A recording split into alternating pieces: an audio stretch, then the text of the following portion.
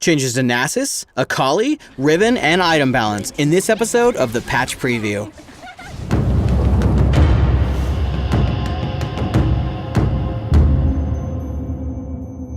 Hello Summoners and welcome to the Patch Preview.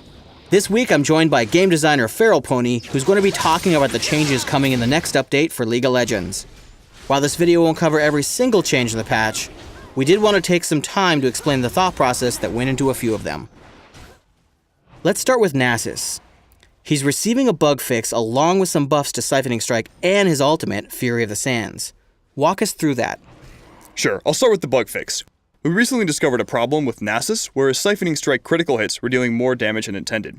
We fixed the bug, but while we were looking at Nasus, we also decided to address some core Nasus problems by buffing a couple of his abilities. First, the mana cost of Siphoning Strikes is now the same across all ranks to help players with their laning efficiency. Second, Nasus has a lot of trouble when it comes to catching fleeing opponents, so we wanted to give him some more tools while still allowing some form of counterplay. In the end, we decided on Fury of the Sands as the best way of doing this. Now, Nasus grows visually and strategically when he uses his ultimate, as we've given him an attack range bonus and a cast range bonus on Wither while in his ultimate form. We've also lowered the mana cost of Fury of the Sands, but the key thing is this extended range. This change should give Nasus some help when he needs it, while also making him feel more unique from a gameplay perspective. Let's go ahead and move on to Akali, who's going to be getting a quality of life change for her complicated passive, Twin Disciplines. The problem with Twin Disciplines is that players were forced to use specific masteries and rune pages in order to meet Akali's minimum bonus requirements.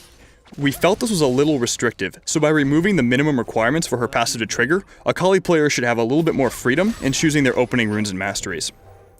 More specifically, Akali players can now run matchup-specific runes and masteries for better reactive play, depending on whom her opponents are. Riven is a champion of extremes who can take a small lead into a huge one thanks to how much she benefits from buying high attack damage items early on in the game. When she gets behind, however, it can be really hard to catch up to the curve. What are we doing to smooth this experience out? Right now, the only thing we're changing is Riven's passive, Runic Blade. It's a pretty minor change, but a little bit complicated. Instead of scaling off of a combination of Riven's bonus attack damage and a flat attack damage bonus, Runic Blade will scale entirely off of her total attack damage. What this change should do is help Riven players on both ends of the spectrum, especially during her very important mid-game phase. She'll still be strong if she's ahead, but not overwhelmingly so. If she's behind, her passive will continue to get stronger with levels, which will help her get back into the game. An added benefit of this change is that Riven will have an easier time transitioning into the late game, as her passive will now scale higher as she gets to her full build.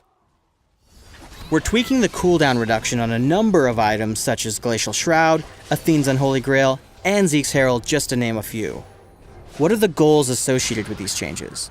The key thing we wanted to do with this item rebalance was to better differentiate between high cooldown reduction items and low cooldown reduction items. Currently, a lot of popular items have some form of cooldown reduction built in, and players are maxing out on this stat without much thought. With these changes, we wanted to push players to be more conscious of their item builds. If you want to maximize cooldown reduction, you should be actively pursuing it, not just falling into it. As an example, you don't really buy a Deathfire Grasp for the cooldown reduction. You buy it for the powerful active nuke. Alternatively, items like Athene's Unholy Grail or Morellonomicon have fantastic synergy with high cooldown reduction, so we want to make that choice more clear. For Zeke's Herald and Spirit Visage, we felt that these items were conditional upon whether or not you could take advantage of their unique secondary effects, so we wanted to make them big cooldown reduction items for those characters. Now these items will stand out more amongst the other Kindle Gem upgrades. One of our Season 3 items, Ohmwrecker, is also receiving a significant rework. What were our motivations behind this? So Ohmwrecker initially started out as a niche item made for aggressive tanky champions who love to tower dive. Rather than build an Ohmwrecker, however, smart players just bought more armor and HP in order to tank towers.